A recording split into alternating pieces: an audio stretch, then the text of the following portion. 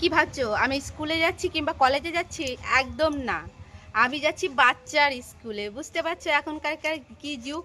এখনকার যুগ হচ্ছে মাও স্কুলে যাবে, বাচ্চাও স্কুলে যাবে। বাচ্চা পড়তে বসবে, তার সঙ্গে মাও পড়তে বসবে। বাচ্চার যতক্ষণ না পড়া মুখস্থ হবে, মাকেও সেই মুখস্থ করে যেতে হবে। যখনই মার পড়া মুখস্থ হয়ে যাবে, ধরে নিও বাচ্চারও মুখস্থ হয়ে গেছে। বাচ্চা নাচতে যাবে, মাও সঙ্গে যাবে। বাচ্চা গান করতে যাবে, মা সঙ্গে যাবে। বাচ্চা ড্রয়িং করতে যাবে, মা সঙ্গে যাবে। বাচ্চা স্কুলে যাবে, মা সঙ্গে যাবে। বাচ্চা পড়তে বসবে, মা সঙ্গে পড়তে বসবে। তাহলে ভগবান মাদেরকে কেন আগে পাঠিয়েছিল? বাচ্চাকে আর মাকে একসঙ্গেই পাঠিয়ে দিত।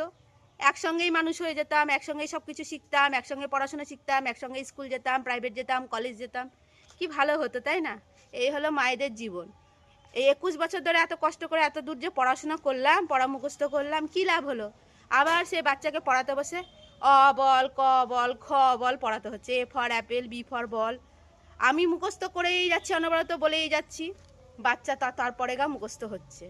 বাচ্চাকে লেখা শেখাতে হচ্ছে নতুন করে, এইভাবে লিখতে হয় অ, এইভাবে লিখতে হয় আ। তাহলে আবার নতুন করে আমাকে লেখা শিখতে হচ্ছে। তাহলে আমার আগে পড়াশোনা করে কি লাভ হলো? তাহলে বাচ্চা আর আমি একসঙ্গে স্কুলে ভর্তি হলেই ভালো হতাম, তাই না? এই এখনকার মায়েদের হচ্ছে এই হচ্ছে জ্বালা। একসঙ্গে মাদেরকেও বাচ্চাদের সঙ্গে সব জায়গাতেই যেতে হচ্ছে। বাচ্চা এটা পারে না, মায়ের দোষ। মায়ে মনে হয় কিছু শেখায়নি।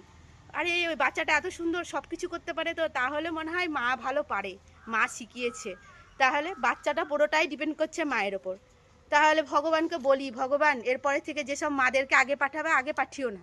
বাচ্চাকে আর মাকে একসঙ্গে পাঠিও। একসঙ্গেই মানুষ হয়ে যাবে, একসঙ্গেই পড়াশোনা করবে।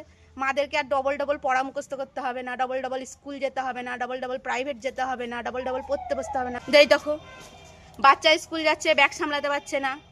বাচ্চা থেকে ব্যাগ বেশি বড়।